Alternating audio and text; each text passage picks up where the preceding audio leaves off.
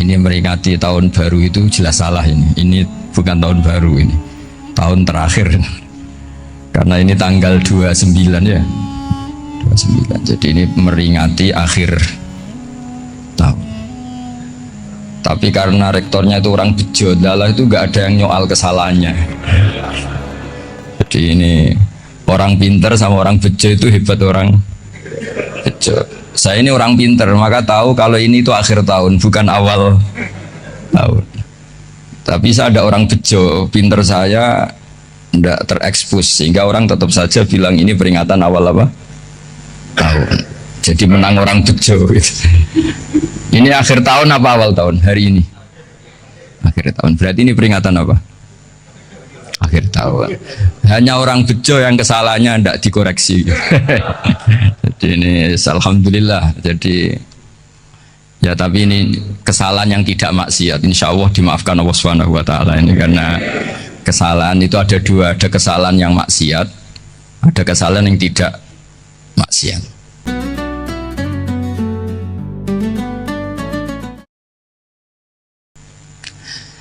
Saya punya komitmen terhadap agama ini.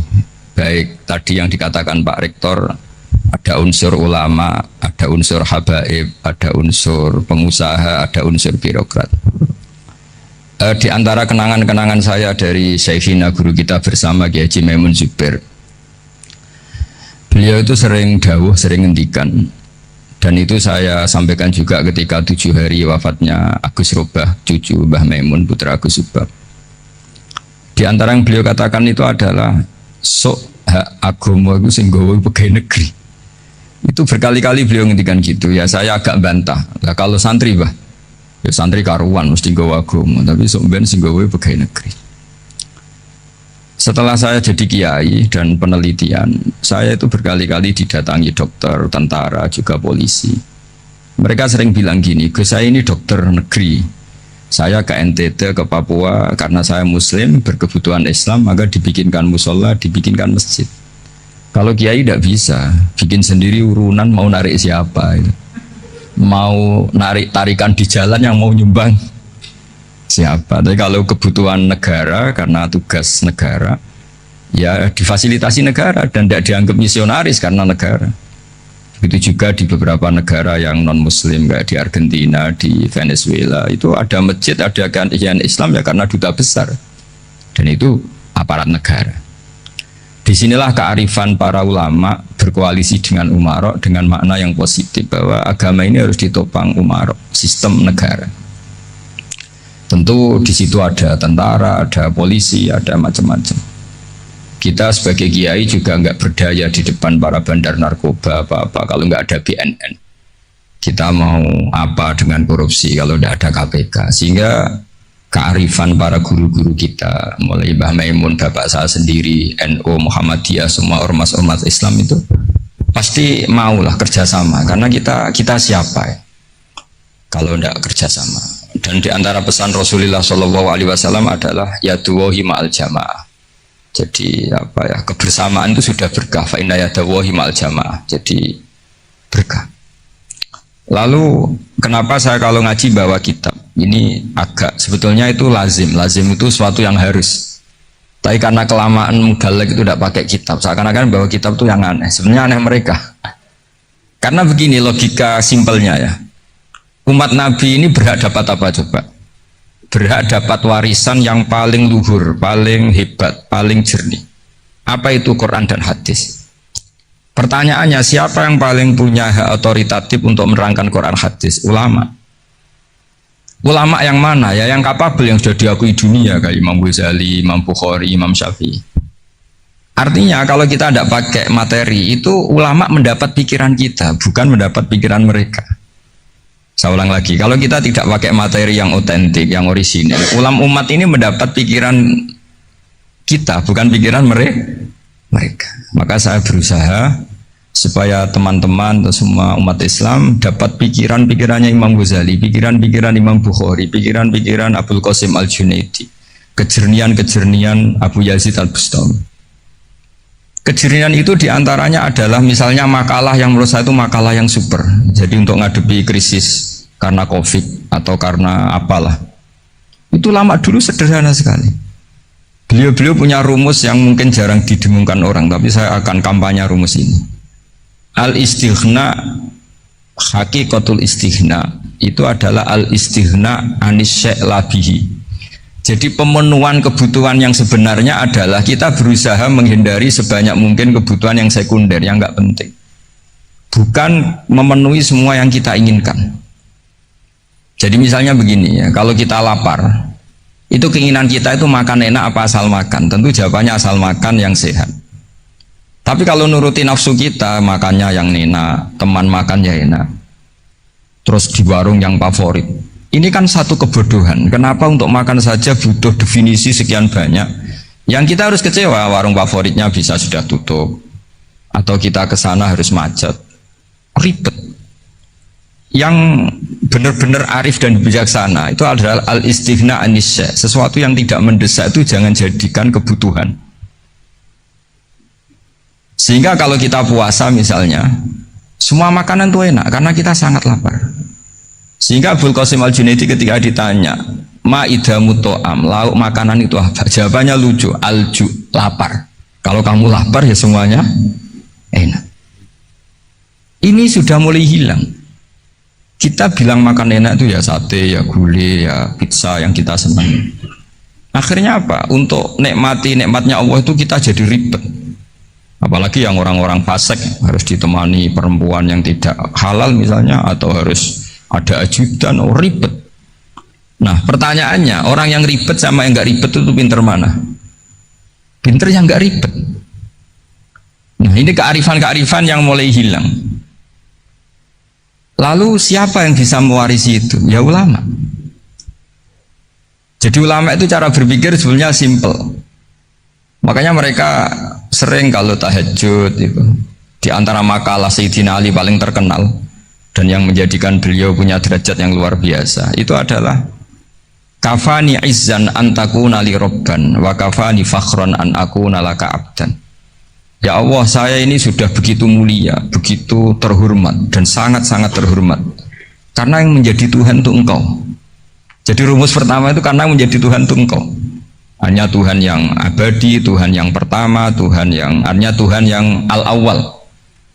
Coba ya Allah, kalau saya ini punya Tuhan Fir'aun, punya Tuhan mati jadi tontonan lagi, itu kerennya di mana coba? Dengan kita punya Tuhan Fir'aun, atau punya Tuhan yang asal usulnya manusia, apapun hebatnya manusia itu, kita punya Tuhan manusia itu. Tuhan yang lapar, yang kalau nggak makan mungkin pingsan, mungkin bisa kena COVID, nanti Tuhannya diisolasi. Kayak apa? Makanya ketika Tuhan Allah menyindir ketuhanan selain Allah itu, Allah hanya menyindir dengan kalimat sederhana, kana yakulani to'am, yang kamu tuhankan itu masih makan. Hanya kalau nggak makan ya lemes. Jadi lama-lama ada orang gini, alhamdulillah tadi Tuhan mampir ke saya, kelihatannya lapar, setelah tak kasih makan sehat lagi. Susah nggak punya Tuhan yang seperti itu. Beda dengan Tuhan kita. Tuhan yang nggak butuh makan, nggak butuh minum, Al-Qayyum, zat yang berdiri sendiri tanpa butuh yang lain. Al-Awwal, sebelum ada langit bumi sudah ada Tuhan kita yaitu Allah. Bandingkan dengan Tuhan-Tuhan yang dipertuhan yang lain, yang adanya setelah bumi, misalnya Fir'aun dan sebagainya. Sehingga Sayyidina Ali pertama jadi kebanggaan apa? Kafani izzan antakuna li robban. Saya ini keren betul karena punya Tuhan yaitu Engkau. Tuhan yang lahul asma'ul husna, Tuhan yang semuanya punya kebaikan, punya keabadian, punya keagungan. Terus wa kafani fakhron an akuna laka abdan, dan saya bangga sekali karena saya menjadi hambamu. Kalau saya jadi hambanya Pak Rektor ribet kan, sudah tak hormati ternyata nanti tidak rektor, ya kan ribet kan. Terus pokoknya ribet, jadi budaknya manusia itu ribet. Makanya ada seorang wali datang ke temannya yang jadi presiden atau jadi raja. Datang ke situ karena tidak punya uang, mau minta uang karena temannya raja. Setelah sampai sana ternyata temannya ini karena orang soleh pas berdoa, ya Allah saya minta ini, minta ini, minta ini. Terus si wali tadi pulang. Tanya, kenapa kamu pulang? Ternyata dia sama, masih minta-minta kayak saya. Jadi sederhana dia. Sama-sama minta kamu, minta zat yang kamu mintain katanya. Jadi dulu itu orang itu sebegitu dekat dengan Allah. Sehingga si raja ini terus ketemu wali tadi, tanya, kenapa kamu menyepelekan saya padahal sekarang saya raja. Terus ditanya sama wali tadi, karena temannya, kalau kamu di padang pasir tidak bisa minum dan harus minum 1 gelas, dengan ongkos kamu harus mengasihkan semua kerajaan kamu demi minuman itu.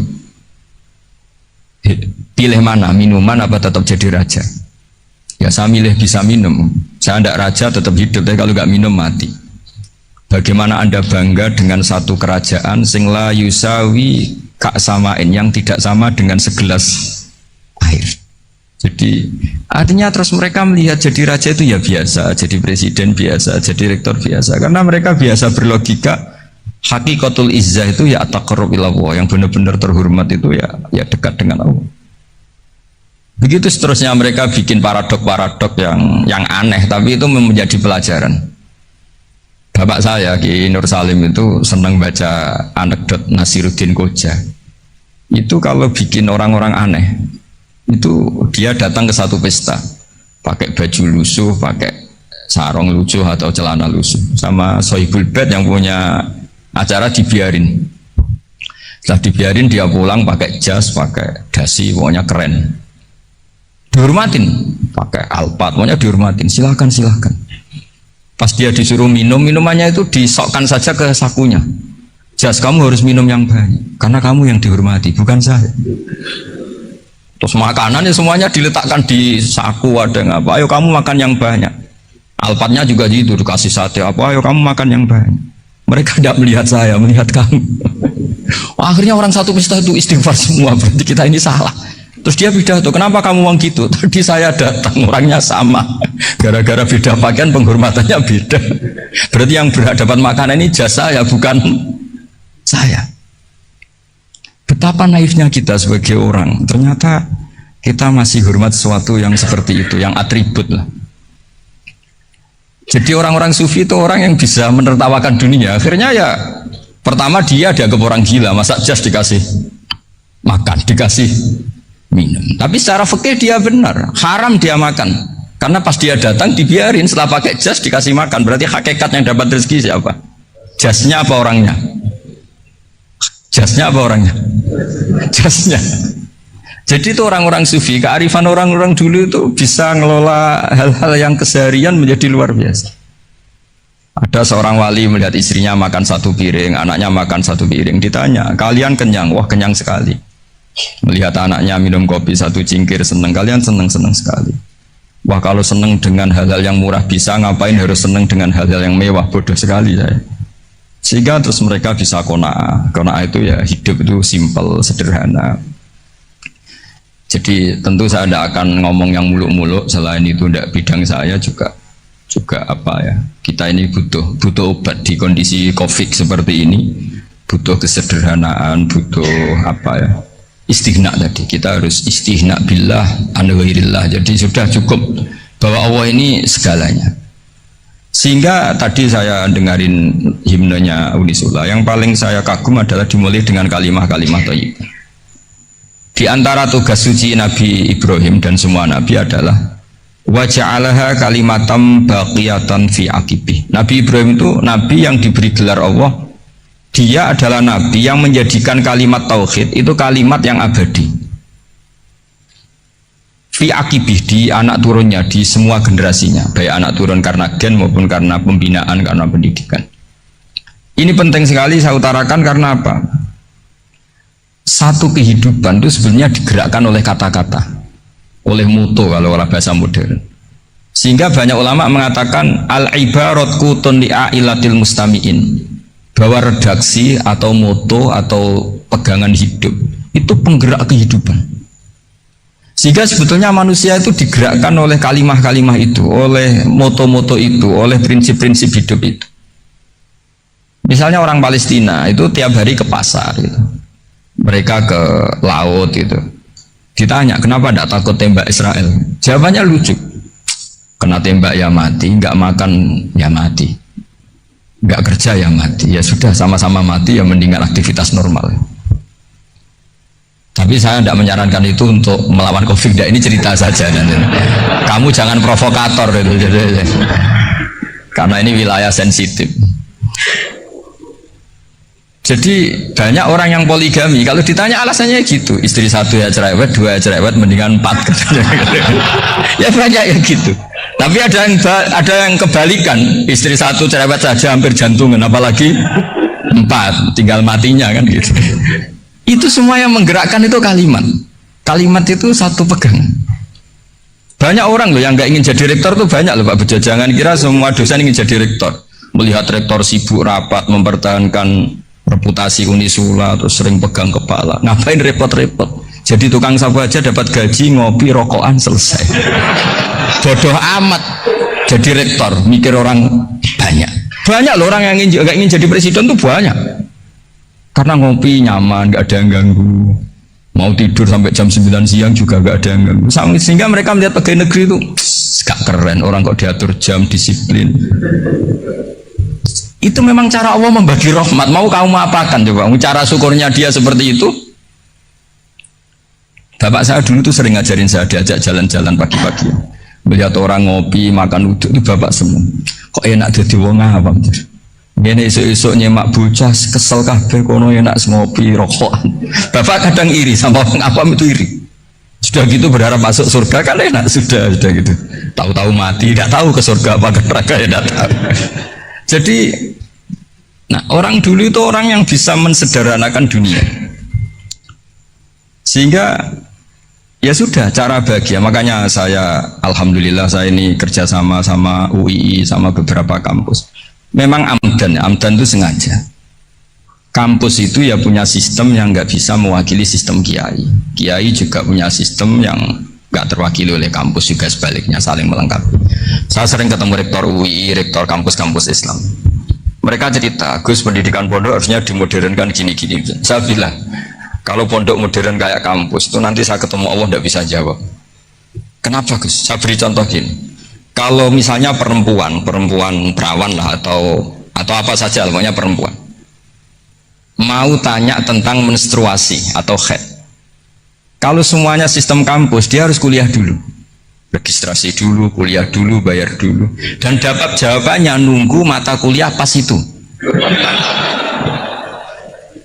Bandingkan kalau sistem pondok, saya tuh sering ke pasar sama anak saya dicegat sama ibu-ibu, Gus, anak saya ngalami gini-gini, keluar darah terus menerus, nggak 6 hari tapi 1 bulan penuh. Itu hukumnya apa Gus ya? Nanti saya mau sowan ke jenengan. Nggak usah sowan, di sini aja. Ya sudah. Sebelum mengeluarkan darah yang rutin seperti itu biasanya haidnya berapa hari? 6 hari, ya sudah ikut yang 6 hari, yang lainnya istighatsah.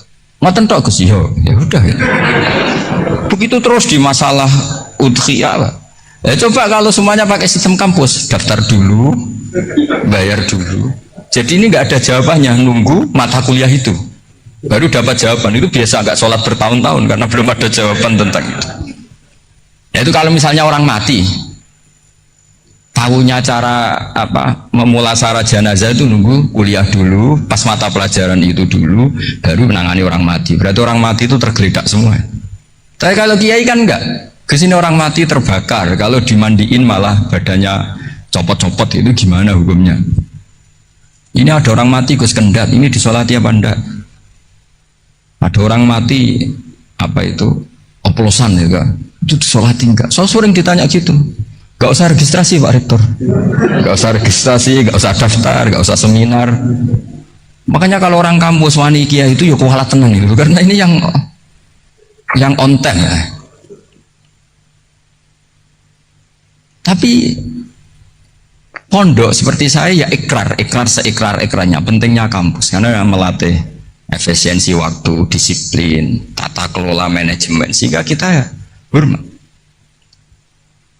Tapi tadi kita harus saling melengkapi, sehingga saya tunjukkan ke publik bahwa saya hormat sekali sama polisi, sama tentara. Coba kita bisa apa ngadepi bandar narkoba kalau enggak polisi? Bisa apa coba menjaga NKRI kalau enggak tentara? Begitu juga, ya sudahlah kita memang fa'inayadawahi ma'al jamaah, kita berkah itu kalau bersama-sama, tidak bisa kita sendiri. Nah lalu orang kayak saya itu ya beberapa kali sebetulnya saya itu ditawanin jadi dokter honoris causa apa. Kekhawatiran saya satu Pak Bejo, takut pas gak punya uang, itu dokter gak di duit kan gak pantas gitu. Jadi repot gitu. Daripada beban lah sudah lah, nggak usah dokter. Jadi kalau nggak punya uang ya pantes, terus kalau ngebis ya pantes. Suatu saat kalau mati gak ada yang hadir ya pantes, nggak dokter gitu. Kalau sudah dokter kok masuk neraka, dokter kok masuk neraka, kayaknya apalagi rektor kampus Islam kok masuk neraka itu kan kok kayak nggak pas itu. Misalnya rektor Unisiola ditanya mungkar nakir, nggak bisa kan kayak gimana gitu. Makanya harus sering ngaji saya supaya nggak malu di depan mungkar nakir. Masa rektor ditanya mungkar nakir nggak bisa. Harus berani bentak. Ini saya rektor loh Pak mungkar nakir. Masa kalau wali-wali dulu berani. Masyhur di cerita wali-wali ditanya marobuka menabuka. Saya ini guru tauhid. Kok kamu tanya marobuka menabuka yang ngotok? Kamu tidak pernah ngaji, enak aja tanya. Jadi wali-wali itu ya rileks kan mungkin. Saya akan rileks wali di Bang Pak Rektor. Saya akan itu. Karena wali itu lebih dekat Allah.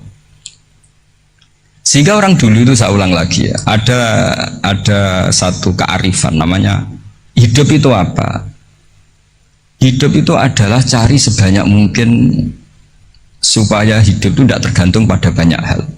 Jika misalnya cara berpikir orang-orang modern itu sebenarnya banyak orang-orang ilmuwannya nggak ngagumi Amerika, bukan karena angkuh ndak. Untuk mempertahankan kebesaran negara sebesar itu, kebutuhan listriknya besar, kebutuhan tentaranya besar, kebutuhan apa? Sementara negara kayak Venezuela atau Swiss kebutuhannya ada banyak. Pertanyaannya, yang tergantung dengan banyak hal sama yang tidak tergantung banyak hal itu pinter mana? Kalau dibalik pertanyaannya gitu, negara-negara maju itu tidak keren kalau dibalik pertanyaannya. Orang yang untuk mempertahankan eksistensinya banyak, butuh banyak hal, dengan yang tidak butuh banyak hal, itu pinter mana? Orang yang bahagianya nunggu jadi dokter, nunggu jadi kiai besar, kiai viral, dengan orang yang bahagia cukup dengan ngopi, itu pinter mana? Tapi kalau dibalik pertanyaannya, orang yang tahunya nikmat hanya kopi, dengan nikmat yang banyak, pinter mana? Makanya Mbah Mun tuh kalau guyon itu lucu. Aku ikut saake, ambil desa sing mlebu swarga. Saya dulu eskal mlebu swarga kok disaakeni. Akhirnya beliau memberi penjelasan. Wong desa iku roe pakanan enak, iku mau kopi mbek uduk. Lah swarga iku mau nuruti sing dikarepno. Akhirnya wis mau mangan, wis ngopi, nguduk, ngopi. Wong ora roh pakanan liyane ku ora roh. Nasi mandi yo ora roh, pizza yo ora roh apa-apa. Terus saya bilang, wah lah niku nak nganti selera tentang wanita cantik. Iku juga sederhana. Rontok pesek ya wis cantik, rontok ireng ya wis. Apa bidadarinya seperti itu karena saking nggak pengalamannya. Jadi surga itu kan nuruti apa yang diinginkan. Kira-kira keinginan orang kampung kalau di surga itu apa coba? Makanan apa coba? Ya, nggak senengnya ketemel gemblong itu. Artinya malaikat lebih suka nangani surganya orang-orang kampung timbang Pak Rektor. Ini sudah ribet ini. Makanan apa saja sudah dicoba ya. Terus kalau di mall tahu orang macam-macam, seleranya macam-macam pasti. Enak mana kalau sampai jadi malaikat pelayan surga? Suka melayani orang kampung apa yang orang kota? Orang kampung kan. Jadi ya itu guyon tapi itu menjadi pikiran kita bahwa orang yang banyak kebutuhan itu sebetulnya banyak kebodohannya karena menggantungkan kebahagiaannya dengan banyak hal. Makanya Imam Syafi'i ngendikan istighna itu apa? Al istighna anisya'i, yang dikatakan kecukupan adalah berusaha sebanyak mungkin banyak hal tidak kamu butuhkan, bukan memenuhi semua kebutuhan kamu karena nafsu kamu ini tidak ada batasnya gitu. Kalau kamu penuhin nggak akan selesai. Itu ada perempuan yang kurang cantik itu minta doa saya, Gus doain suami saya kaya, terus tak guyonin, terus nggak minta. Kalau suami kamu kaya, yang pertama dirubah itu apa? Rumah supaya rumah saya bagus. Kedua apa? Mobil supaya mobil saya bagus. Nanti yang dievaluasi itu kamu. Mobil bagus, Alphard, rumah mewah, istrinya kamu pasti itu dievaluasi. Langsung nggak usah sudah gini aja. Jadi pertama yang dievaluasi itu kaya itu, coba kalau suami kaya itu yang dievaluasi pertama rumah ya, rumah ganti. Setelah itu apa? Mobil. Kira-kira berikutnya akhirnya harus bagus, nggak jadi. Nabi Ibrahim itu pernah minta umur panjang. Keren umur panjang. Sama Allah nggak dijawab. Datang orang tua itu mertamu ke Nabi Ibrahim, terus disuguhi dikasih kurma. Apa itu? Kok kurma apa? Anggur yang sudah matang sekali, sudah dimakan. Setelah dimakan meler keluar lagi, dimakan lagi meler lagi. Terus Nabi Ibrahim masuk lagi ke kamar. Ya Allah, doanya tak cancel. Nanti kalau saya tua kayak itu. Jadi Allah itu nggak jawab langsung tapi ngirimkan itu. Akhirnya ya Allah nggak jadi. Nanti takut itu. Saya pernah ngalami jadi kiai tadi, ada ibu-ibu ya nggak pati cantik lah. Suaminya tuh miskin sekali.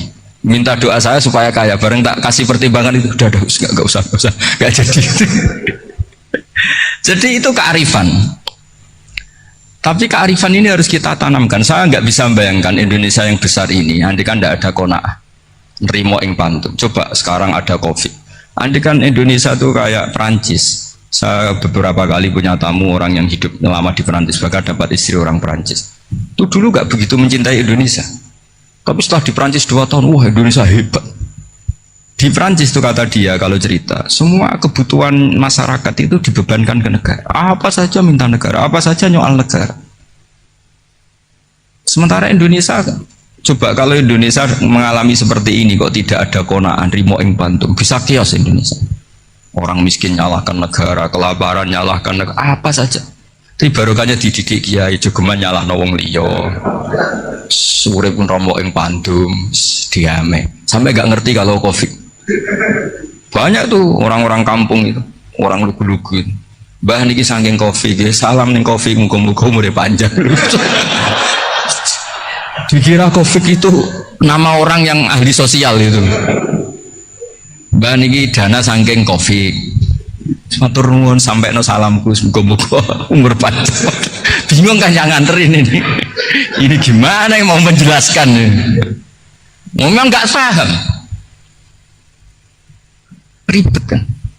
Tapi saya pastikan bahwa dengan keadaan seperti ini kita bahagia, kita stabil, itu jelas barokahnya kalimat tadi, moto tadi atau pegangan hidup tadi.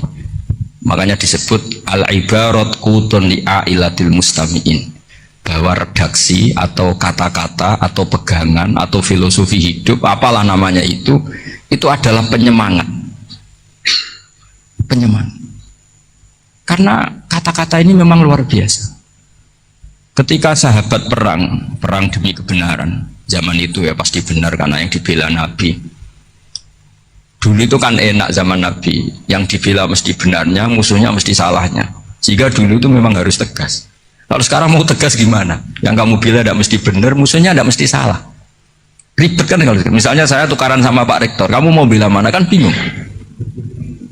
Saya tidak mesti benar, saya tidak Nabi. Pak Rektor apalagi nggak mesti benar lagi kan? Ribet kan? Jadi kalau kita mau perang sekarang itu mau pede gimana? Enggak. Makanya banyak ulama sekarang tuh mau tegas tuh nggak berani karena ya banyak hal yang abu-abu lah wilayahnya. Misalnya pilihan presiden, atau pilihan bupati, pilihan menteri. Kamu mati-matian bela itu, yang kamu bela tidak mesti benar, musuh kamu tidak mesti salah. Misalnya pilihan bupati, wah ini kabupaten ini baik kalau bupatinya ini, yang satu bilang ini, terus tim suksesnya kamu tanya, kamu yakin? Ya tidak juga. Lah kenapa semangat? Kan saya botohnya, paling alasannya ya itu aja, bukan yang lain. Beda dengan zaman Nabi, nabinya mesti benar, Abu Jahalnya mesti salah, kan enak aturan mainnya jelas. Singkat cerita dalam perang itu banyak sahabat yang alami luka, ngalami apa gitu. Kemudian curhat ke Nabi, ya Nabi gara-gara derekkan jenengan, ngikuti jenengan saya harus ngalami seperti ini. Ngiranya orang itu diapresiasi sama Allah keluarnya, ternyata sama Allah gak diapresiasi, malah diturunkan ayat intakunu ta'lamuna fa innahum ya'lamuna kama ta'lamun wa tarjuna minallah malah yarjun. Kalau kamu sakit karena perang, orang-orang kafir itu ya sakit, itu saja berani padahal demi kekafiran. Wa tarjuna minallah malah yarjun, padahal kamu punya nilai lebih yaitu berharap kepada Allah yang mereka tidak punya. Saya jadi kiai itu ya kadang mangkel. Karena yang benci ya benci, yang seneng itu ngel-ngel loh kayak Pak Bejo. Jadi semuanya ribet. Nah iya, yang benci ya ganggu, yang seneng ya ganggu tambah nemen seribet. Tapi kalau sudah ingat bandar narkoba, mereka berhadapan dengan polisi, kadang ditembak karena kesalahannya terlalu fatal. Antar persaingan mereka juga bisa tembak-tembakan karena merebut pasar narkoba. Itu saja mereka berani. Kok kita yang jadi kiai kadang dicium tangannya, dihormati, gak berani, hanya takut apa ya, musibah-musibah kecil atau problem-problem kecil. Nah iya, kalau kita bandingannya gitu. Kalau kamu mau tahajud kedinginan, itu masih nanti dihisab Allah itu gitu.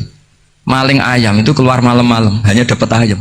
Itu gak takut dingin, ya gak takut digebuki masa. Kamu mau tahajud saja takut dingin. Makanya nanti hisabnya orang soleh itu nanti dijajarkan orang dolim, terus diperbandingkan. Wah itu habis kamu kalau itu. Jadi misalnya Unisula mau rapat, tapi ini malam, kalau malam dingin nanti sama masuk angin. Wah anak-anak pang di perapatan aja berani kamu. Kalau sudah perbandingannya gitu tuh ribet kita nanti. Makanya itu kalimat itu moto atau filosofi hidup. Sehingga diulang lagi nasihat itu. Iyam saskum korhun fakodu masal koma korhum mislu. Kalau kamu kena luka, orang-orang yang nggak benar juga akan kena luka. Itu aja berani demi ketidakbenaran. Masa kamu demi kebenaran nggak berani? Akhirnya orang itu, ya itu kalimat, itu heroik. Makanya kita ini penting ya, makanya tadi himne Unisula dimulai kalimat-kalimat thayyibah. Karena kalimat ini yang menjaga kita kalimat ini. Misalnya tentang Tuhan. Kenapa orang Islam imannya kokoh seperti ini, termasuk yang sudah hidup di Amerika, di Australia, di mana-mana. Itu ya barokahnya ajaran atau barokahnya kalimah. Saya sebut kalimah saya pakai bahasa santri. Karena la ilaha illallah itu dalam tradisi santri disebut kalimatu haqqin aliyah nahya wa aliyah namut wa aliyah nub'as. Ada yang riwayat wa biya nub'as insyaallah ta'ala minal aminin. Kenapa mereka di mana-mana meskipun sekolah di Amerika, di Australia, bahkan di Soviet tetap mukmin? Itu barokahnya ajaran yang benar. Allah itu siapa? Tuhan. Tuhan itu sifat dasarnya apa? Awal. Dia harus wujud awal sebelum makhluk yang lain. Sehingga ketika ada negara yang maju, yang tertib, manajemennya tertib, masyarakatnya makmur, tapi punya Tuhan yang tidak seperti itu, tidak awal, itu sudah gak nyaman. Karena ndaklah keren Tuhan saya, karena Tuhan saya itu al-awwal, zat yang pertama. Tuhan saya keren lah, zat yang nggak mati, Tuhan yang nggak mati, yang nggak pernah mengalami kematian. Sehingga tontonan atau yang dilihat kenikmatan-kenikmatan yang lain ini tidak mengubah dia pendirian tentang Tuhan, karena mantapnya satu kalimat tadi bahwa Tuhan itu ya harus satu, harus awal, harus tidak mati, tidak rusak, tidak mengalami apa-apa yang membahayakan. Sehingga ketika ditawarin Tuhan yang lain meskipun menjanjikan secara finansial atau kemakmuran, mereka gak tertarik. Itu coba, itu barokahnya makmur apa barokahnya ajaran? Barokahnya ajaran. Sering negara Islam itu kalah makmur dengan mereka, tapi barokahnya ajaran ini tetap apa?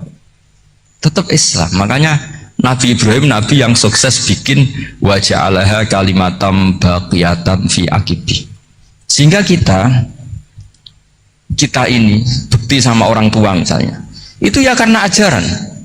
Suwargamu itu karek wong tuamu, nak wong tuamu ridho Allah ridho, nak ora ridho Allah ora ridho. Ridho wa fi ridhol walidain wa sakhatu wa sukhtu wa fi sakhatil. Sehingga ketika ada orang tua yang agak brengsek gitu, anak-anak tetap hormat. Punya orang tua yang miskin, yang sudah miskin, tukang tombok nomor, banyak kan di kampung gitu, dia tetap hormat. Coba kalau dari awal kita ngajari orang tua kamu hormati ya, kalau baik, kalau tidak usah, bisa geger Indonesia. Tapi barokahnya ajaran-ajaran itu Indonesia tertib karena ada ajaran. Nah ini di sini pesantren dan Unisula semua harus berkontribusi membuat ajaran yang benar itu adalah ciri utama Islam. Sehingga Islam ini dimulai dengan ajaran kalimatu haqqin alaiha nahya wa alaiha namut. Sehingga kita tenang seperti ini. Saya ini termasuk kiai yang tenang, meskipun kata orang banyak saya ini kiai besar, tapi termasuk kiai yang paling tenang, termasuk yang paling tenang. Karena saya ini pakai mazhab orang-orang hebat. Saya berkali-kali cerita, orang kayak Imam Syafi'i itu orang yang luar biasa. Saya berkali-kali cerita, Orang yang tadi nyium tangan kamu ya Imam Syafi'i di belakang tuh ngerasani kamu, menghujat kamu. Jawabannya enak saja. Berarti saya alhamdulillah orang yang wibawa. Buktinya di depan saya nggak berani. Jadi enteng saja. Diceritain sebagian kampung, sebagian separuh dari warga kamu itu nggak suka kamu. Ya bagus lah nggak suka saya, nggak akan utang duit saya. Di mana-mana orang utang tuh karena teman dekat. Kalau nggak seneng pasti minimal nggak utang, nggak pinjam mobil, nggak pinjam apa. Berkah mana yang seneng sama yang gede. Jadi dianggap enteng saja. Semua yang dialamin dianggap enteng saja. Misalnya punya istri pemarah, ya baguslah marahin suami. Kalau marahin tonggo malah ribet.